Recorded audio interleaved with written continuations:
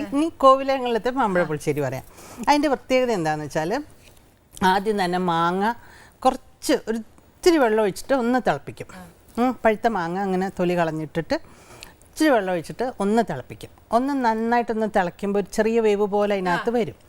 അതിനകത്തേക്ക് നല്ലപോലെ ശർക്കരപ്പാനി അങ്ങോട്ട് ഒഴിക്കും.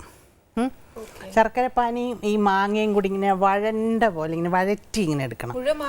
ഫുൾ മാങ്ങ 2 മാങ്ങ ഇട്ടാൽ മതി. കുറച്ച് ഒരു ചെറിയ ഫാമിലിക്ക് 2 3 മാങ്ങ മതി.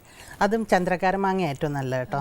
ഇങ്ങനെ പിഴിഞ്ഞു കൂട്ടുന്നതില്ലേ, അങ്ങനത്തെ ചന്ദ്രക്കാര കൊച്ചു മാങ്ങയല്ലേ, അതൊരു 3-4 ഇട്ടാലും ഇത്രയേ ഉള്ളൂ. എന്നിട്ട് അതിൽ ഈ ശർക്കരപ്പാനി ഒഴിച്ചിട്ട് നന്നായിട്ട് ഇളക്കണം. അപ്പോൾ അതിങ്ങനെ എല്ലാം കൂടെ കുഴഞ്ഞ പോലെ വരും.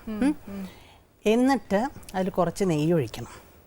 അപ്പോൾ ആ നെയ്യിൻ്റെ മണം അതിലോട്ട് അങ്ങോട്ട് പിടിക്കും. ഈ മാങ്ങ നമ്മൾ കുറച്ച് തേങ്ങ, ഒരു പിടി തേങ്ങ, 4 മാങ്ങയുള്ളെങ്കിൽ ഒരു പിടി തേങ്ങ, കുറച്ച് തൈര്, കുറച്ച് മഞ്ഞൾപ്പൊടി, കുറച്ച് മുളക് പൊടി, ഇത്രയും മാത്രം. ചുമ്മാ ഉള്ളി ഇഞ്ചി ഒന്നും കൊണ്ടിടരുത്.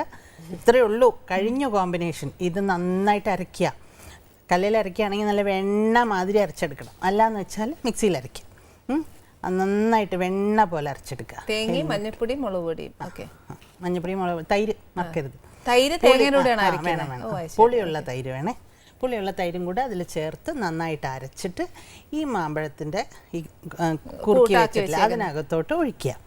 എന്നിട്ട് പ്രത്യേകം ശ്രദ്ധിക്കേണ്ടത് കടുക്, മുളക്, ഉലുവ നെയ്യിൽ തന്നെ വറക്കണം. വെളിച്ചെണ്ണയിലൊന്നും വറക്കരുത്. വെളിച്ചെണ്ണയിലൊക്കെ വറുത്ത സാധാരണ പുളിശ്ശേരിയായി പോവും. ഇവിടെ ഇങ്ങനെ ഒഴിച്ചാൽ അവിടെ എത്തണം. അങ്ങനെയൊന്നും അല്ല പുളിശ്ശേരി വേണ്ടത്.